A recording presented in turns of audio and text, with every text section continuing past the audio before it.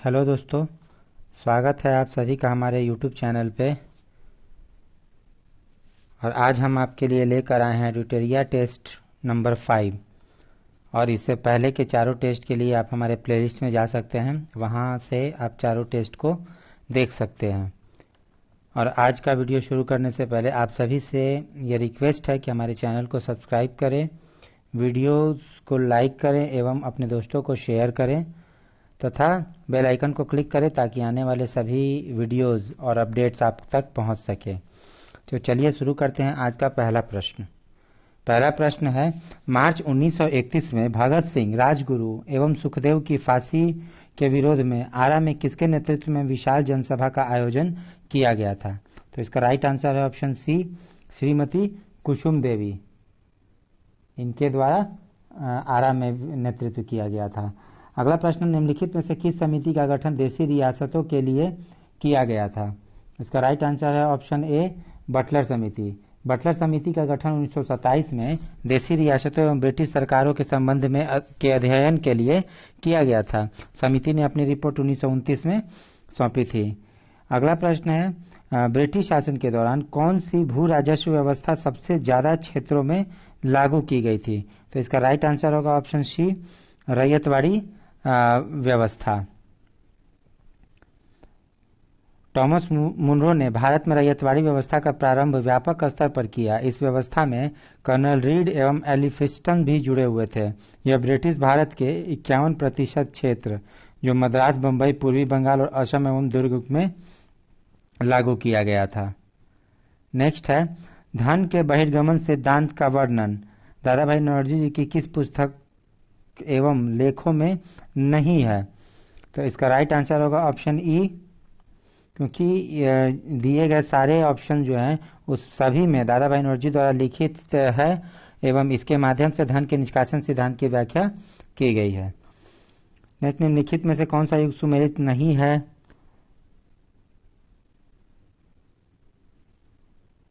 तो इसका right answer होगा ऑप्शन ई, क्योंकि भारतीयों को राय बहादुर एवं खान बहादुर की उपाधि लॉर्ड लिटन के कार्यकाल में शुरू किया गया था। राज्य हड़प नीति की शुरुआत लॉर्ड डलहौजी के द्वारा की गई थी। तो आपका ये ऑप्शन डी गलत है और ऑप्शन बी गलत है। तो अब इसका राइट आंसर होगा ऑप्शन ई। नेक्स्ट है, फ्रांसीसी ईस्ट इंडिया कंपनी का गठन किस शासक के काल में हुआ था? तो इसका राइट आंसर होगा ऑप्शन डी, लुई 14वां, जो 1664 में फ्रांसीसी ईस्ट इंडिया कंपनी की स्थापना की गई थी। फिर 1857 के विद्रोह के दौरान बिहार का कौन सा क्षेत्र अप्रभावित रहा था? तो इसका राइट आंसर होगा ऑप्शन बी, मुंगेर। नेक्स्ट है,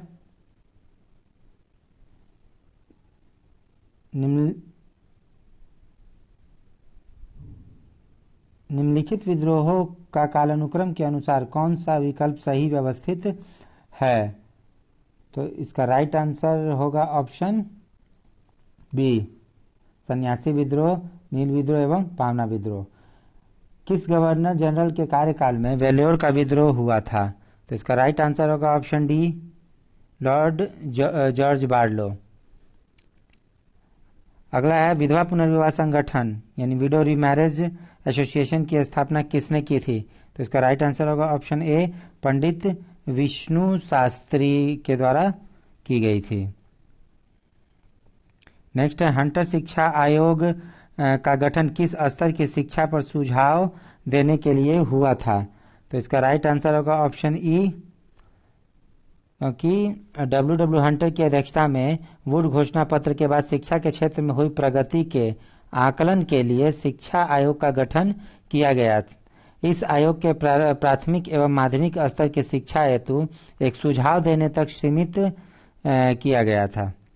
नेक्स्ट है, अरुणडेल कमेटी 1906 ईस्वी में, इसने निम्न में से किसकी सिफारिश की थी?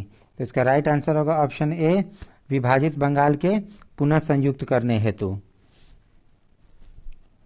1906 में दादा भाई नौरोजी की अध्यक्षता में निम्न में से कौन सा प्रस्ताव पारित किया गया था? इसका राइट आंसर होगा ऑप्शन ई, कि उपरोक्त चारों प्रस्ताव जो है वो दादा भाई नौरोजी की अध्यक्षता में 1906 ईस्वी के कलकत्ता अधिवेशन में पारित किया गया था। नेक्स्ट, किसी महिला क्रांतिकारी ने दीक्षांत समारोह में अपनी उपाधि ग्रहण करते समय अंग्रेजी व गवर्नर पर गोली चलाई थी। तो इसका राइट आंसर होगा ऑप्शन बी, बीना दास। इन्होंने 1932 ईस्वी में गवर्नर पर गोली चलाई थी। फिर द इंडियन मुसलमान नामक पुस्तक किसने लिखी? इसका राइट आंसर होगा W. Hunter, option C. Gandhi ji का दक्षिण अफ्रीका प्रस्थान एवं भारत आगमन का वर्ष क्रमशः क्या है? तो इसका राइट आंसर होगा ऑप्शन, उन्होंने अफ्रीका प्रस्थान किया था 1893 में और वापस आए थे 1915 में। तो इसका राइट आंसर होगा ऑप्शन डी। निम्न में से किसकी स्थापना असहयोग आंदोलन के पूर्व की गई थी? तो इसका राइट आंसर होगा ऑप्शन डी, बनारस हिंदू विश्वविद्यालय। निम्नलिखित में से किस शायर ने सुबह आजादी नामक कविता लिखी? इसका राइट आंसर होगा ऑप्शन ई, उर्दू कवि फैज अहमद फैज ने सुबह आजादी नामक कविता लिखी थी। फिर निम्नलिखित में से कालानुक्रम के अनुसार बढ़ते क्रम में कौन सा विकल्प सही है? तो सबसे पहले हम देखें अगर बात सभी आंदोलनों की ईस्वी को, तो चंपारण विद्रोह जो है 1917 में हुआ था। जालियांवाला बाग हत्याकांड 13 अप्रैल 1919 में, मोपला हुआ 1921 में, चौरी चौरा कांड 5 सितंबर 1922 को।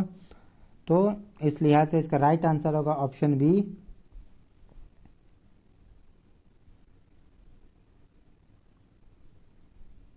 नेक्स्ट है, पाकिस्तान की स्थापना की मांग मुस्लिम लीग ने किस अधिवेशन में की थी?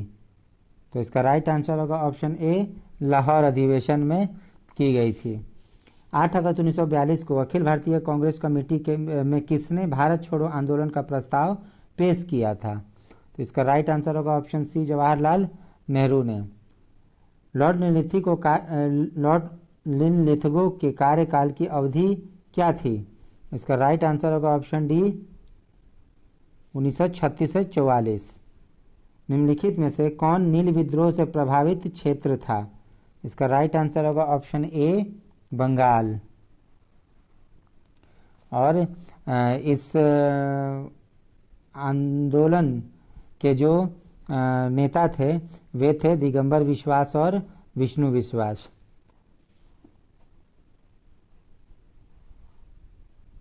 नेक्स्ट, 1857 की क्रांति के महान सेना नायक वीर कुंवर सिंह की मृत्यु कब हुई थी?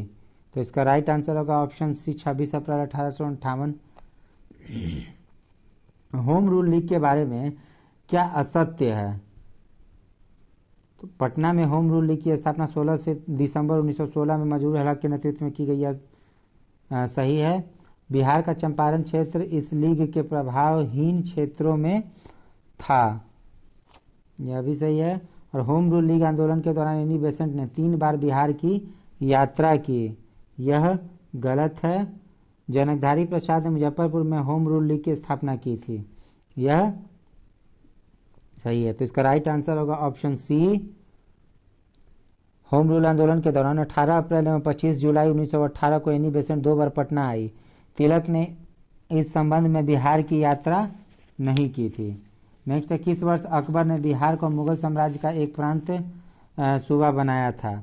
इसका राइट आंसर होगा ऑप्शन सी, 1580 में अकबर ने बिहार को मुगल साम्राज्य का सूबा अथवा प्रांत बना दिया था तथा खाने खानम मुनीम खान को बिहार का गवर्नर नियुक्त किया था।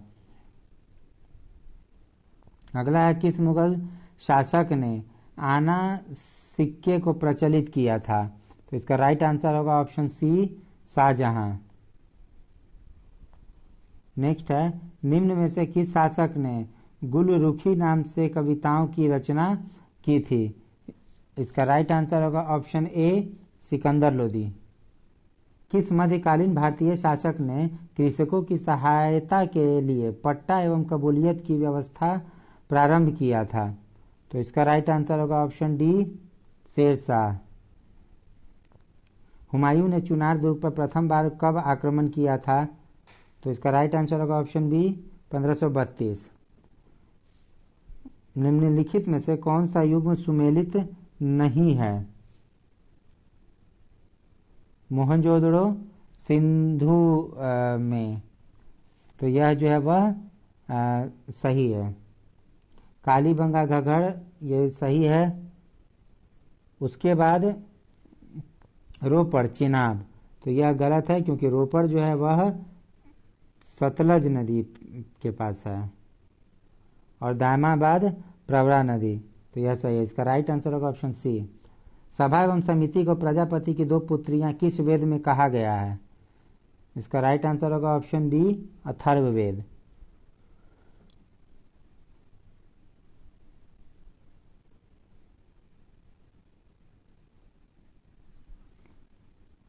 बौद्ध धर्म की वज्रयान शाखा का उदय किस शताब्दी में हुआ था? तो इसका राइट आंसर होगा ऑप्शन सी 7वीं 8वीं शताब्दी में। बौद्ध संघ में प्रविष्ट होने को क्या कहा जाता है? तो इसे कहा जाता है उपसंपदा। Option D answer. मौर्य की राजकीय मुद्रा क्या थी? तो इसका राइट आंसर होगा ऑप्शन बी पर्ण। नेक्स्ट, कवि कण्व वंश का संस्थापक कौन था? तो इसका राइट आंसर होगा ऑप्शन ए वासुदेव।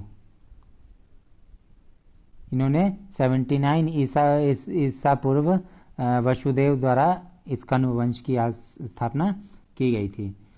फिर निम्नलिखित में से किसने 319 ईस्वी में गुप्त संवत की शुरुआत की थी? तो इसका राइट आंसर होगा ऑप्शन बी चंद्रगुप्त प्रथम के द्वारा, और इन्होंने 319 ईस्वी में इसे शुरू किया था। फिर नेक्स्ट है, नालंदा विश्वविद्यालय की स्थापना किसने की थी? इसका राइट आंसर होगा ऑप्शन सी कुमारगुप्त प्रथम के द्वारा किया गया था,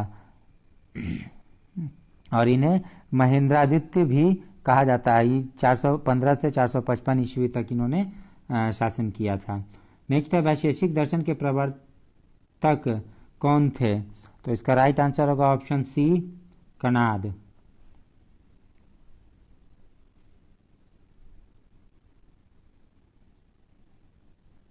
नेक्स्ट, निम्नलिखित चीनी बौद्ध यात्रियों में सबसे बाद में भारत यात्रा किसने की थी? तो इसका राइट आंसर होगा ऑप्शन बी एत्सिंग ने।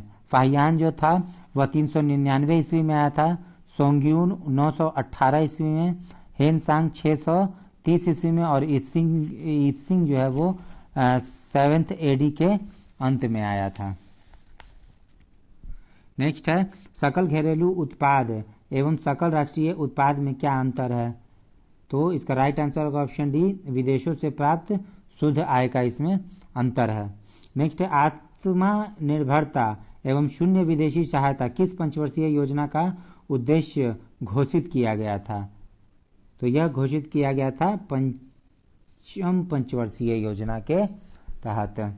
इस योजना का मुख्य उद्देश्य गरीबी का उन्मूलन, आत्मनिर्भरता एवं शून्य विदेशी सहायता घोषित किए गए थे, और इस योजना को जनता सरकार द्वारा 1 वर्ष पूर्व समाप्त कर दिया गया था।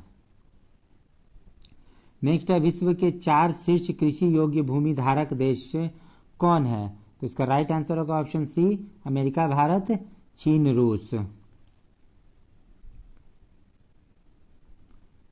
अगला प्रश्न है, स्वतंत्र भारत की प्रथम औद्योगिक नीति किस वर्ष घोषित की गई थी? इसका राइट आंसर होगा ऑप्शन ए 6 अप्रैल 1948 को, और उस समय जो तत्कालीन उद्योग मंत्री थे वो थे डॉक्टर श्यामा प्रसाद मुखर्जी। नेक्स्ट है, भारत में किस वित्त मंत्री द्वारा दीर्घकालिक राजकोषीय नीति की घोषणा की गई थी? इसका राइट आंसर होगा ऑप्शन बी वीपी सिंह के द्वारा। वीपी सिंह के द्वारा 1985-86 में यह घोषित की गई थी। नेक्स्ट, निम्न में से कौन मुद्रास्फीति के नियंत्रण की विधि नहीं है? तो इसका राइट आंसर होगा ऑप्शन बी ब्याज दर कम करना। ब्याज दर कम करने से मुद्रा की आपूर्ति बढ़ जाएगी, जिससे उपभोग, निवेश एवं तरलता में वृद्धि होगी, जो मुद्रास्फीति को कम करने की जगह और बढ़ाएगी। नेक्स्ट है, निम्नलिखित भारतीय वित्तीय संस्थाओं को उनकी स्थापना के कालक्रम के अनुसार बढ़ते हुए क्रम में व्यवस्थित कीजिए। तो अगर हम इनकी स्थापनाओं के बारे में बात करें तो जो भारतीय औद्योगिक वित्तीय निगम थी, इसकी स्थापना की गई है 1948 में। और अगर हम बात करें औद्योगिक और वित्तीय पुनर्निर्माण बोर्ड की, तो इसकी स्थापना की गई है 1987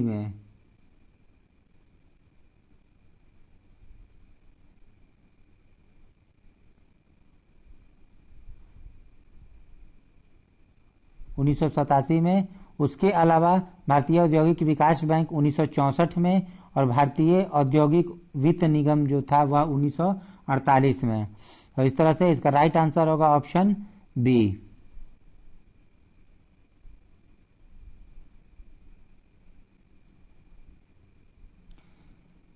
नेक्स्ट, आहार क्रांति मिशन कार्यक्रम किस मंत्रालय द्वारा शुरू किया गया है? इसका राइट आंसर होगा ऑप्शन सी।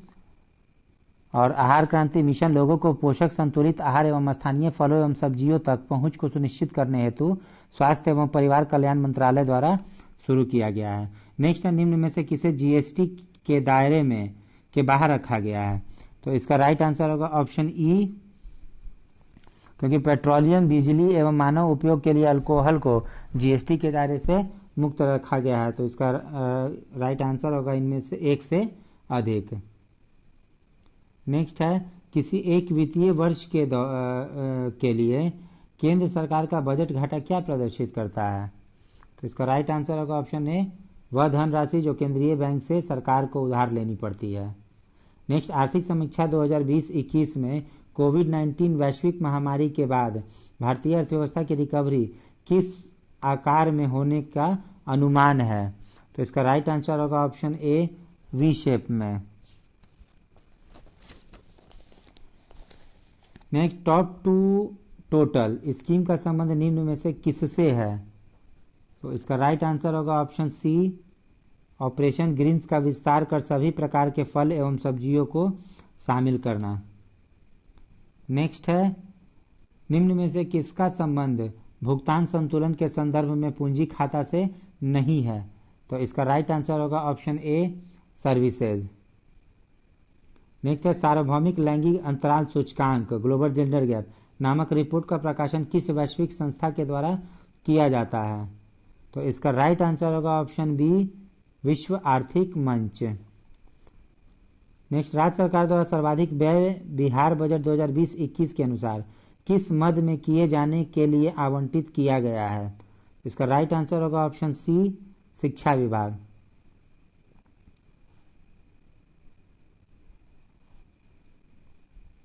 अगला प्रश्न, ग्राम सभा की सदस्यता हेतु प्रत्येक ग्रामीण की आयु कम से कम कितनी होनी चाहिए? तो इसका राइट आंसर होगा ऑप्शन डी, 18 वर्ष। नेक्स्ट, बिहार में प्रथम बार राष्ट्रपति शासन कब लागू किया गया था? तो बिहार में प्रथम बार राष्ट्रपति शासन 29 जून 1968 से 26 फरवरी 1969 तक लागू किया गया था। और इस समय बिहार के राज्यपाल नित्यानंद कानूनगो थे। और बिहार में अंतिम बार राष्ट्रपति शासन मार्च 2005 में लागू किया गया था।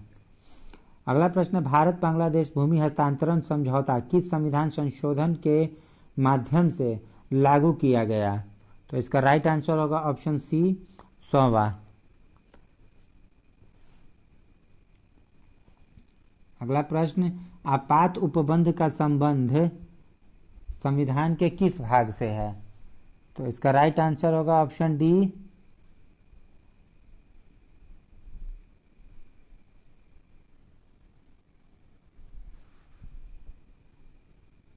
यह संविधान के 18वें भाग से है।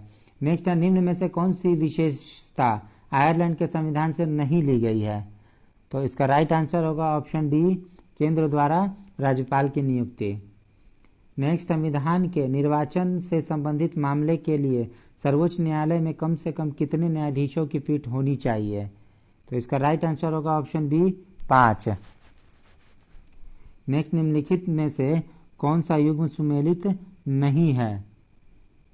तो अनुच्छेद 39A में समान न्याय एवं निःशुल्क विधिक सहायता, तो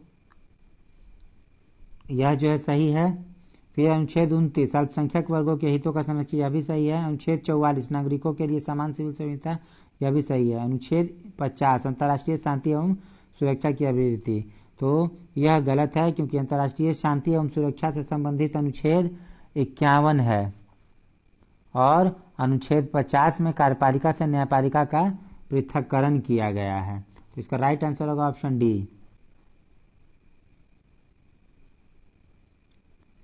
नेक्स्ट है, भारत के संविधान के अंतर्गत धन विधेयक को प्रस्तुत किया जाता है। तो इसका राइट आंसर होगा ऑप्शन ए, लोकसभा में। नेक्स्ट है, लोक लेखा समिति अपनी रिपोर्ट किसे सौंपती है? तो इसका राइट आंसर होगा ऑप्शन डी, लोकसभा अध्यक्ष। जनहित याचिका कहां पर दायर की जा सकती है? तो इसका राइट आंसर होगा ऑप्शन ई, क्योंकि जनहित याचिका की संकल्पना का उद्भव यूएसए में हुआ है। भारत में इसे न्यायाधीश पीएन भगवती ने शुरू करवाया और जनहित याचिका जो है वो उच्च न्यायालय और सर्वोच्च न्यायालय दोनों जगह दायर की जा सकती है। तो इसका राइट आंसर होगा ऑप्शन ई, एक से अधिक। अगला प्रश्न है, निम्नलिखित में से किस अनुच्छेद में वर्णित है कि एक ही व्यक्ति 2 या अधिक राज्यों का राज्यपाल बनाया जा सकता है? तो इसका राइट आंसर है ऑप्शन सी, आर्टिकल 153। नेक्स्ट है, वर्तमान में लोकसभा में संघ राज्य क्षेत्र से लोकसभा में कितने संसद सदस्य चुनकर आते हैं? तो इसका राइट आंसर होगा ऑप्शन डी, 19।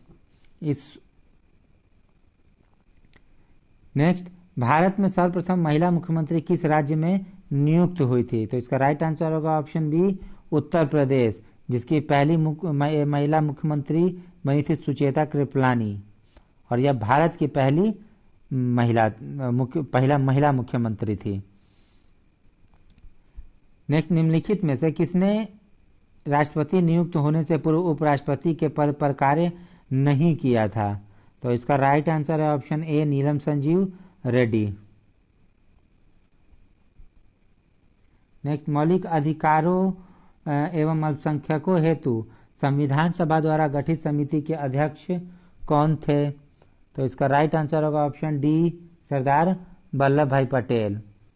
नेक्स्ट, हाल ही में जारी Stockholm International Peace Research Institute 2021 के रिपोर्ट के अनुसार 2021 के प्रारंभ में भारत में परमाणु हथियारों की संख्या कितनी है?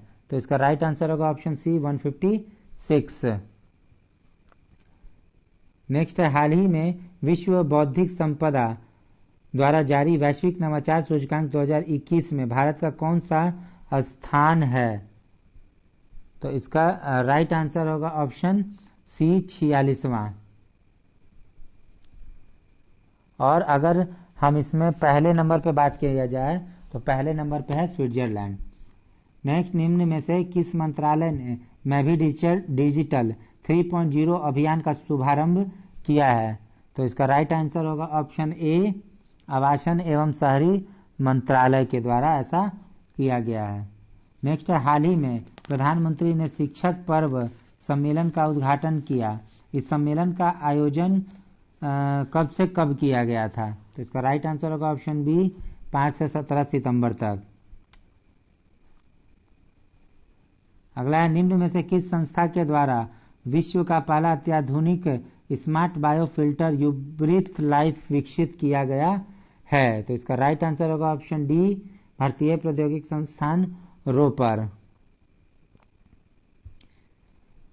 यह किसी भवन के आंतरिक स्थान में वायु शोधन प्रक्रिया को तीव्र करेगा और इसे भारतीय प्रौद्योगिकी संस्थान रोपड़ की startup company urban air laboratory द्वारा विकसित किया गया है। अगला प्रश्न है, ई श्रम पोर्टल के संदर्भ में कौन सा कथन गलत है? तो इसका राइट आंसर होगा ऑप्शन बी, इसके तहत श्रमिकों के अंकों की विशिष्ट संख्या वाला एक ई श्रम कार्ड जारी किया जाएगा। तो यह गलत है, क्योंकि श्रम एवं रोजगार मंत्रालय ने ई श्रम पोर्टल का शुभारंभ किया है। यह पोर्टल देश में असंगठित कामगारों का एक व्यापक राष्ट्रीय डेटाबेस तैयार करने में मदद करेगा। इसके तहत श्रमिकों को 12 अंकों की विशिष्ट संख्या वाला एक ई श्रम कार्ड जारी किया जाएगा, जो उन्हें सामाजिक सुरक्षा योजनाओं में शामिल होने तथा लाभ प्राप्त करने में मदद करेगा। किसी भी समस्या के समाधान के लिए एक राष्ट्रीय टोल फ्री नंबर 14434 भी शुरू किया जाएगा। नेक्स्ट है, भारत में वित्त वर्ष 2020-21 में जीडीपी का लगभग कितना प्रतिशत राजकोषीय घाटा दर्ज किया गया है? इसका राइट आंसर है ऑप्शन डी 9.3%। वित्त वर्ष 2020-21 में भारत का कृषि निर्यात कितना अरब डॉलर तक पहुंच गया? तो इसका राइट आंसर होगा ऑप्शन सी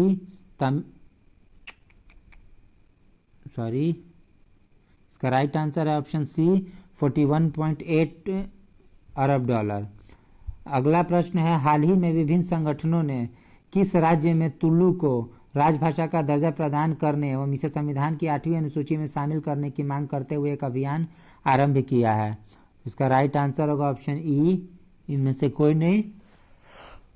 विभिन्न संगठनों ने कर्नाटक और केरल में तुलु को राजभाषा का दर्जा प्रदान करने और इसे संविधान की 8वीं अनुसूची में शामिल करने की मांग करते हुए एक अभियान आरंभ किया है। तुलु एक द्रविड़ भाषा है। यह मुख्य रूप से कर्नाटक के 2 तटीय जिलों तथा दक्षिण कन्नड़ और उडुपी तथा केरल के कासरगोड जिले में बोली जाती है। नेक्स्ट, हाल ही में तीसरी आर्कटिक विज्ञान मंत्री स्तरीय बैठक का आयोजन संयुक्त रूप से निम्न में से किन देशों द्वारा किया गया है?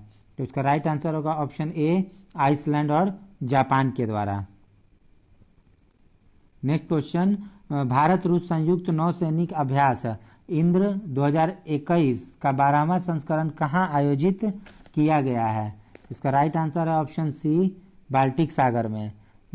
भारत रूस संयुक्त नौसैन्य अभ्यास इंद्र 2021 का 12वां संस्करण बाल्टिक सागर में रूस के वोल्गोग्राड में आयोजित किया गया। इसे प्रथम बार वर्ष 2003 में दोनों देशों के परस्पर विश्वास और अंतःक्रियाशीलता को सुदृढ़ करने के लिए आरंभ किया गया था। नेक्स्ट, अर्थ ओवरशूट डे 2021 कब मनाया गया है? तो इसका राइट आंसर होगा ऑप्शन बी, 29 जुलाई। यह वह अनुमानित दिन है जब मनुष्य उस वर्ष के लिए निर्धारित प्राकृतिक संसाधनों का उपभोग कर चुका होता है। इस सीमा के बाद उपभोग उस वर्ष में प्रकृति द्वारा मनुष्य पर ऋण होता है, इसलिए इस दिवस को पारिस्थितिकी ऋण दिवस भी कहा जाता है। नेक्स्ट, सुजल मिशन के तहत 24 घंटे के आधार पर ड्रिंक फ्रॉम टैप की सुविधा वाला देश का पहला शहर कौन बना है? तो इसका राइट आंसर होगा ऑप्शन डी, पुरी, उड़ीसा। इस सुजल मिशन के तहत 24 घंटे के आधार पर ड्रिंक फ्रॉम टैप की सुविधा वाला देश पुरी जो है वह सबसे पहला बना है। सुजल मिशन को वर्ष 2020 में 15 से अधिक शहरी क्षेत्रों में पेयजल की गुणवत्ता सुनिश्चित करने के लिए आरंभ किया गया था। भारत के किसी भी महानगर में अभी तक ऐसी सुविधा नहीं है। नेक्स्ट है, निम्न में से भारत के किस शहर में प्रथम हरित हाइड्रोजन परिवहन परियोजना की स्थापना की जाएगी? तो इसका राइट आंसर है ऑप्शन ए, लेह में। और यह जो है वह स्वायत्त पहाड़ी विकास परिषद यानी LAHDC एवं NTPC के बीच समझौते पर हस्ताक्षर किया गया इस संबंध में।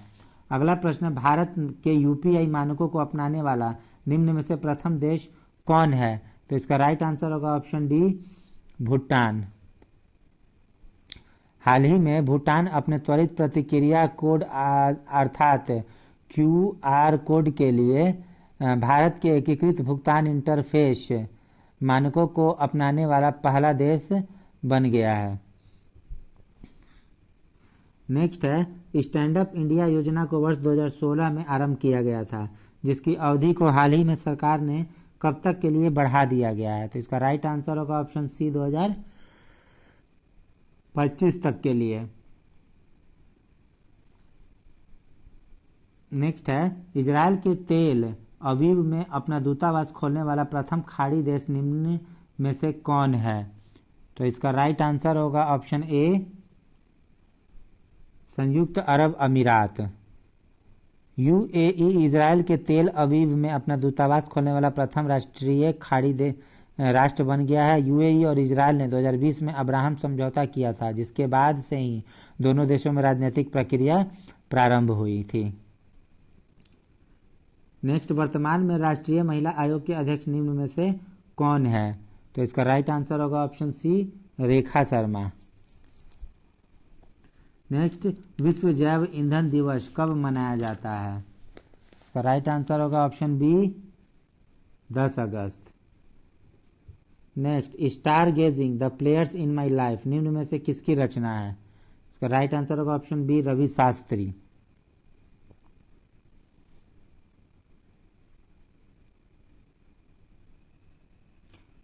हाल ही में बिहार राज्य चुनाव आयोग ने पंचायत चुनाव के लिए अधिसूचना जारी की है। यह चुनाव कितने चरणों में संपन्न किए जाएंगे? तो इसका राइट आंसर है ऑप्शन सी, 11 चरणों में।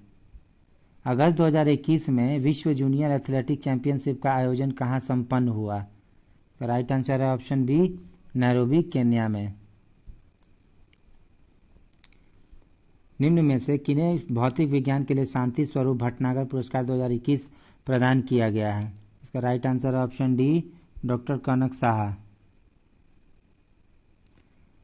निम्न में से किसके द्वारा जनता का सेवक नीतीश कुमार नामक पुस्तक लिखा गया है?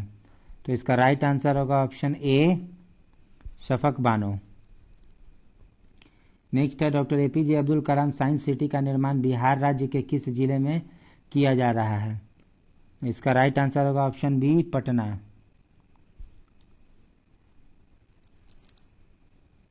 नेक्स्ट, 75वें स्वतंत्रता दिवस पर रक्षा मंत्रालय द्वारा बिहार के किस व्यक्ति को चीफ ऑफ डिफेंस स्टाफ प्रशस्ति से सम्मानित किया गया है? इसका राइट आंसर होगा ऑप्शन ए, जितेंद्र कुमार।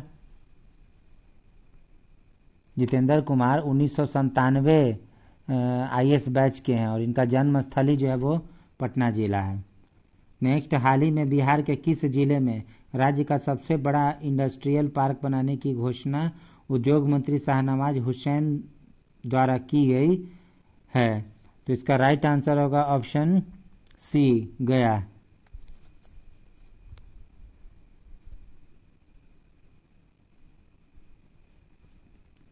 हाजीपुर के सांसद पशुपति कुमार पारस को केंद्र में निम्नलिखित में से किस मंत्रालय का कैबिनेट मंत्री बनाया गया है? तो राइट आंसर ऑप्शन सी, खाद्य प्रसंस्करण उद्योग। नेक्स्ट, जनगणना 2011 के अनुसार सर्वाधिक साक्षरता दर वाला केंद्र शासित प्रदेश कौन है? तो इसका राइट आंसर होगा option C, Lakshadweep. Next, Golconda तथा पन्ना भारत के प्रसिद्ध हीरो के खान है। यह निम्नलिखित में से किस क्रम की चट्टानों से संबंधित है? तो इसका राइट आंसर होगा ऑप्शन बी, विंध्य क्रम की चट्टानें।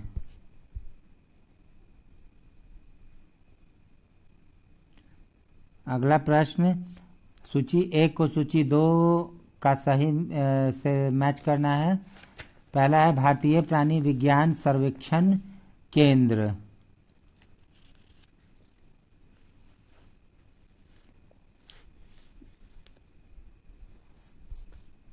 तो यह है कलकत्ता में। फिर भारतीय वन प्रबंधन संस्थान, तो यह है भोपाल में। फिर भारतीय वन सर्वेक्षण केंद्र, यह है देहरादून में। और लास्ट, पारिस्थितिकी विज्ञान केंद्र, तो यह है बेंगलोर में। तो इस लिहाज से इसका राइट आंसर होगा ऑप्शन डी। नेक्स्ट है, निम्न में से कहाँ मैंग्रोव वन, सदापर्णी वन तथा पर्णपाती वनों का संयोजन मिलता है? तो इसका राइट आंसर होगा option D, Andaman and Nicobar. निम्न में से किस स्थान पर अलकनंदा और भागीरथी का संगम होता है, जिसके बाद इसकी संयुक्त धारा गंगा के नाम से जानी जाती है? इसका राइट आंसर होगा ऑप्शन बी, देवप्रयाग।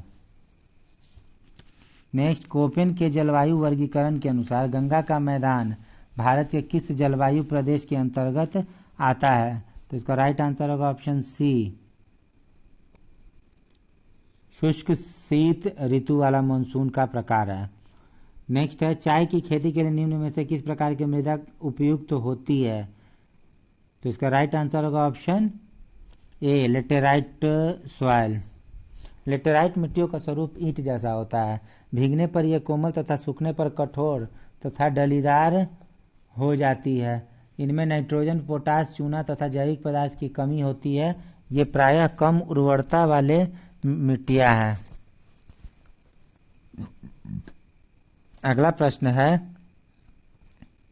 पोंग बांध परियोजना निम्न में से किस नदी पर बनाया जा रहा है? तो इसका राइट आंसर होगा ऑप्शन ए, रिवर ब्यास पे।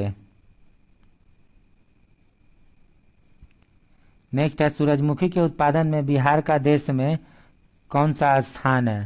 तो इसका राइट आंसर होगा ऑप्शन सी, ऊपर से तीसरा।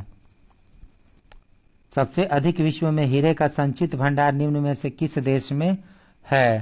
तो इसका राइट आंसर है ऑप्शन डी, रूस। निम्न में से कौन सी जलधारा हिंद महासागरीय है? तो इसका राइट आंसर होगा ऑप्शन ई,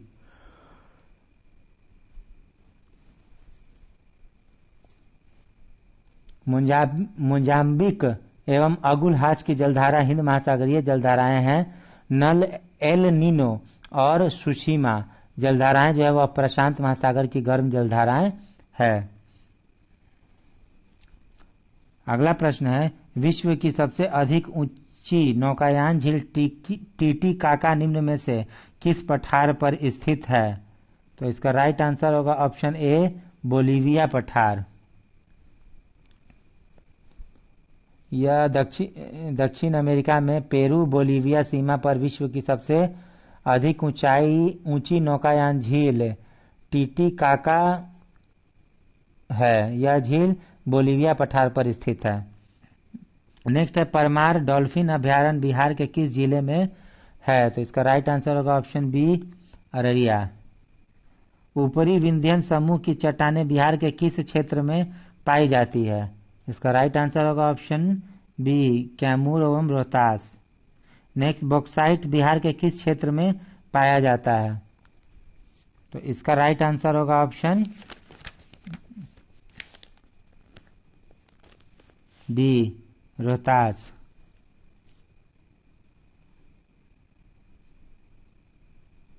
नेक्स्ट है, बिहार को निम्न में से किस जिले में साक्षरता दर सबसे कम है? तो इसका राइट आंसर होगा ऑप्शन बी, पूर्णिया। अगस्त 2021 में रक्षा मंत्री राजनाथ सिंह ने चेन्नई में किस अपतटीय गश्ती पोत को भारतीय नौसेना में कमीशन प्रदान किया था? इसका राइट आंसर होगा ऑप्शन बी, विग्रह। नेक्स्ट है, हाल ही में कौन सा देश ग्रीन स्टील का निर्माण करने वाला दुनिया का पहला देश बन गया है? इसका राइट आंसर है ऑप्शन डी, स्वीडन। स्वीडन हाल ही में ग्रीन स्टील या जीवाश्म मुक्त स्टील का निर्माण करने वाला दुनिया का पहला देश बन गया है। इसका निर्माण कोयले का उपयोग किए बिना हाइड्रोजन का उपयोग किया गया है। अगला प्रश्न है, निम्न में से अदिश राशि कौन सी है? तो इसका राइट आंसर होगा ऑप्शन सी, चाल।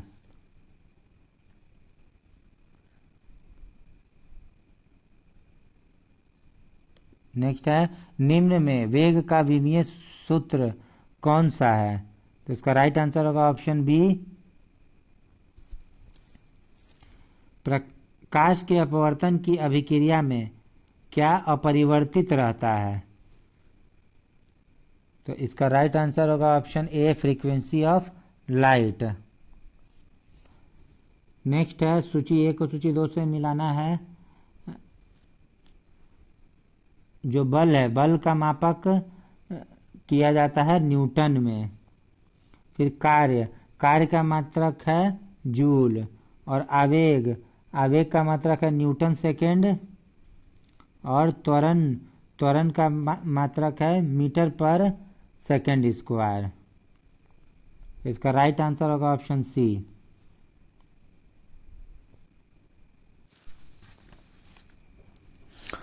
नेक्स्ट है, अणुओं के बीच पृष्ठ तनाव किस बल के कारण पैदा होता है? तो इसका राइट आंसर होगा ऑप्शन डी, ससंजक फोर्स। द्रव के सभी अणुओं कोहेसिव फोर्स के कारण एक दूसरे द्वारा आकर्षित किए जाते हैं। द्रव के भीतर के अणुओं पर चारों तरफ से समान बल लगने के कारण इनका परिणामी खिंचाव शून्य होता है। नेक्स्ट, कैलोरीमीटर प्रायः किस धातु का बनाया जाता है? तो इसका राइट आंसर होगा ऑप्शन डी, ताम्र के। कैलोरीमीटर प्रायः तांबे का ही बनाया जाता है क्योंकि तांबा ऊष्मा का अच्छा चालक है तथा किसी भी ताप का जल इसमें डालने पर शीघ्र ही समान रूप से पूरे कैलोरीमीटर में फैल जाता है। नेक्स्ट है, प्रकाश संश्लेषण के माध्यम से कुल स्थिरीकरण कार्बन डाइऑक्साइड का लगभग आधा भाग पृथ्वी पर कौन स्थिरीकृत करता है? इसका राइट आंसर होगा ऑप्शन सी, शैवाल। पृथ्वी पर कुल प्रकाश संश्लेषण का 90% भाग जलीय पौधों एवं शैवालों के द्वारा होता है। अगला है, वनस्पति तेल से वनस्पति घी बनाने हेतु कौन सी गैस प्रयुक्त होती है? इसका राइट आंसर होगा ऑप्शन सी, हाइड्रोजन। नेक्स्ट, किसी तत्व की द्रव्यमान संख्या क्या इंगित करता है? तो द्रव्यमान संख्या इंगित करता है ऑप्शन सी, नाभिक में प्रोटॉन प्लस न्यूट्रॉन की संख्या। नेक्स्ट, निम्नलिखित में से कौन सा तत्व सभी कार्बनिक यौगिक में मिलता है? तो इसका राइट आंसर होगा ऑप्शन डी, कार्बन। कार्बन एक चतुसंयोजक धातु है। यह स्वयं या अन्य परमाणुओं से बहुबंध बनाता है। कार्बन के सर्वाधिक यौगिक मिलते हैं जिसमें कार्बन की अवस्थिति रहती है। नेक्स्ट, निम्न में से कौन आधुनिक आवर्त सारणी में लघु आवर्त के अंतर्गत आते हैं? इसका राइट आंसर होगा ऑप्शन ई, आधुनिक आवर्त सारणी के पहले आवर्त में 2 तत्व, दूसरे और तीसरे आवर्त में 8-8 तत्व, इन सभी को लघु आवर्त की श्रेणी में रखा जाता है। नेक्स्ट है, जल की अस्थायी कठोरता को दूर करने के लिए जल में क्या मिलाया जाता है? तो इसका राइट आंसर होगा ऑप्शन ए, सोडियम कार्बोनेट। जल में अस्थायी कठोरता जो है वह जल में उपस्थित कैल्शियम एवं मैग्नीशियम के क्लोराइड, नाइट्रेट एवं सल्फेट के कारण होता है, तो इसे दूर करने के लिए सोडियम कार्बोनेट मिलाया जाता है। अगला प्रश्न है, निम्नलिखित में से दहन कौन सी अभिक्रिया है? तो इसका राइट आंसर होगा ऑप्शन सी, केवल 1, 3 और 4। दहन एक रासायनिक अभिक्रिया है जो ऑक्सीजन की उपस्थिति में संपन्न होती है। यह एक ऑक्सीकरण व ऊष्माक्षेपी अभिक्रिया है। नेक्स्ट, निम्नलिखित में से कौन सा जीवाणु वायुमंडल नाइट्रोजन का स्थिरीकरण नहीं करता है? तो इसका राइट आंसर होगा ऑप्शन ए, एगैरिकस। बाकी एनाबीना, एजोबैक्टर तथा राइजोबियम वायुमंडल नाइट्रोजन का स्थिरीकरण करता है। नेक्स्ट, रक्त कोश में रक्त किस रसायन के साथ मिलाकर रखा जाता है? तो इसका राइट आंसर होगा ऑप्शन बी, केवल 1 और 2, यानी डेक्ट्रेस और सोडियम नाइट्रेट के साथ मिलाकर रखा जाता है। नेक्स्ट है, निम्नलिखित में से कौन सी ऊष्मा परमाणुओं के बीच बंधों में संग्रहित होती है? तो इसका राइट आंसर होगा ऑप्शन सी, रासायनिक ऊर्जा। नेक्स्ट है, निम्नलिखित में से कौन से एक तत्व का समस्थानिक कैंसर के उपचार में प्रयुक्त किया जाता है? इसका राइट आंसर है ऑप्शन डी, कोबाल्ट। कोबाल्ट के समस्थानिक का उपयोग कैंसर के उपचार में किया जाता है। नेक्स्ट, निम्नलिखित में से किस रूप में यकृत एवं मांसपेशियों में ऊर्जा जमा होती है? तो इसका राइट आंसर होगा ऑप्शन ई, कि शरीर में कोशिकाओं को कार्य करने हेतु ऊर्जा की आवश्यकता होती है। जब शरीर को ऊर्जा के लिए ग्लूकोज की आवश्यकता नहीं होती है तब ग्लूकोज ग्लाइकोजन के रूप में यकृत एवं मांसपेशियों में जमा होता है। नेक्स्ट, निम्नलिखित में से कौन सा खाद्य श्रृंखला का सही क्रम है? तो इसका राइट आंसर होगा ऑप्शन डी।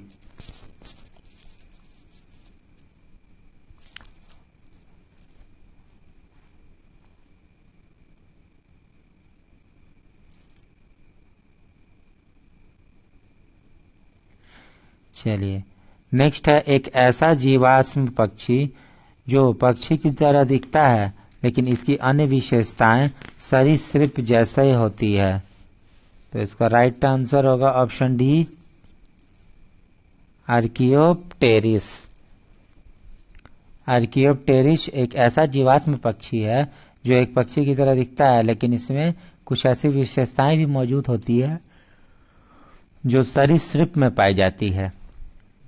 नेक्स्ट है, सूची 1 में दिए गए ईंधनों के नाम का मिलान सूची 2 से इसके जो रासायनिक गुण है उससे करना है। तो यह है पहला नेचुरल गैस। तो नेचुरल गैस में मीथेन और इथेन मुख्य रूप से पाए जाते हैं। फिर एलपीजी, तो एलपीजी में ब्यूटेन और प्रोपेन पाए जाते हैं। वाटर गैस, वाटर गैस में कार्बन मोनोऑक्साइड गैस और हाइड्रोजन होते हैं। और सीएनजी, सीएनजी में मीथेन होते हैं। तो इसके राइट आंसर होंगे ऑप्शन बी। नेक्स्ट है, स्ट्रेप्टोमाइसिन प्रतिजैवी किस जीवाणु से प्राप्त किया जाता है? तो इसका राइट आंसर होगा ऑप्शन ए, स्ट्रेप्टोकोकस ग्रीशस। नेक्स्ट है, जीव कोशिकाओं में आनुवांशिक लक्षण के नियंत्रण में निम्नलिखित में से कौन सा उत्तरदायी है? तो इसका राइट आंसर होगा ऑप्शन सी, डीएनए। डीएनए जीव कोशिकाओं में सभी आनुवांशिकी क्रियाओं का संचालन करता है। जीन इसकी क्रियात्मक इकाई होती है। डीएनए वंशानुगत विशेषता को अगली पीढ़ी में स्थानांतरित करता है। डीएनए से ही आरएनए का निर्माण होता है जो प्रोटीन संश्लेषण में सहायक होता है। नेक्स्ट है, निम्न में से मस्तिष्क के किस भाग द्वारा प्रतिवर्ती क्रियाओं का नियंत्रण किया जाता है? तो इसका राइट आंसर होगा ऑप्शन ए, मेरुरज्जु। प्रतिवर्ती क्रियाएं बाह्य उद्दीपनों के प्रति होने वाली यंत्रवत तत्काल एवं अविवेचित अनुक्रिया जिसमें मस्तिष्क की कोई भूमिका नहीं होती है प्रतिवर्ती क्रियाएं कहलाती है, जैसे खांसना, जम्हाई लेना, पलकों का झपकना, छींक आना, डर से कांपने लगना इत्यादि। मेरुरज्जु यानी कि जो स्पाइनल कॉर्ड है उनके दो कार्य होते हैं। पहला, यह प्रतिवर्ती क्रियाओं का नियंत्रण एवं समन्वय करती है और दूसरा कि यह मस्तिष्क से आने जाने वाले उद्दीपन का संवहन करती है। नेक्स्ट है, क्रोमोसोम शब्द किसने दिया था? तो इसका राइट आंसर होगा ऑप्शन बी, वाल्डेयर ने। नेक्स्ट, हरे पादपों में क्लोरोफिल के बनने के लिए निम्नलिखित में से कौन सा तत्व अनिवार्य है? तो इसका राइट आंसर होगा ऑप्शन ई, कि हरे पादपों में क्लोरोफिल के बनने के लिए मैग्नीशियम तत्व अनिवार्य है, इनमें से कोई नहीं है। नेक्स्ट, निम्नलिखित को मिलान करना है। तो जो अग्नाशय एक ग्रंथि है और इसका जो इससे निकलने वाले हार्मोन है वह है ग्लूकागन हार्मोन। फिर पिट्यूरी ग्लैंड से थायराइड उत्तेजक हार्मोन निकलते हैं। अधिवृक्क से कोर्टिसोल हार्मोन और थायराइड से कैल्सिटोनिन हार्मोन निकलते हैं। इसका राइट आंसर होगा ऑप्शन ए, 4321। नेक्स्ट है, दाब बढ़ने पर ध्वनि की चाल में क्या प्रभाव पड़ता है? तो दाब बढ़ने पर या घटाने पर ध्वनि की चाल पर कोई प्रभाव नहीं पड़ता, अर्थात ध्वनि की चाल जो है वो अपरिवर्तित रहती है। तो इसका राइट आंसर होगा ऑप्शन ई। नेक्स्ट, निम्नलिखित में से कौन सा यंत्र विद्युत चुंबकीय प्रेरण के सिद्धांत पर कार्य नहीं करता है। तो इसका राइट आंसर होगा ऑप्शन डी, विद्युत मोटर। और विद्युत चुंबकीय प्रेरण के सिद्धांत पे देखा जाए तो माइक्रोफोन, विद्युत जनरेटर, ट्रांसफार्मर आदि कार्य करते हैं। नेक्स्ट एंड लास्ट क्वेश्चन, निम्न में से कौन ताप दृढ़ बहुलक या प्लास्टिक का उदाहरण है? तो इसका राइट आंसर होगा ऑप्शन ई, कि ताप दृढ़ प्लास्टिक। जो थर्मोस्टेटिंग प्लास्टिक्स हैं वैसे प्लास्टिक होते हैं जो पहली बार गर्म करने पर मुलायम हो जाते हैं और इन्हें इच्छित आकार में ढाला जा सकता है। इन्हें पूरा गर्म करके मुलायम नहीं बनाया जा सकता है। चलिए दोस्तों, आशा करते हैं आपको हमारा ये वीडियो अच्छा लगा होगा। तो कृपया आप हमारे चैनल को सब्सक्राइब करें, वीडियोस लाइक करें एवं अपने दोस्तों के साथ शेयर करें। Thank you.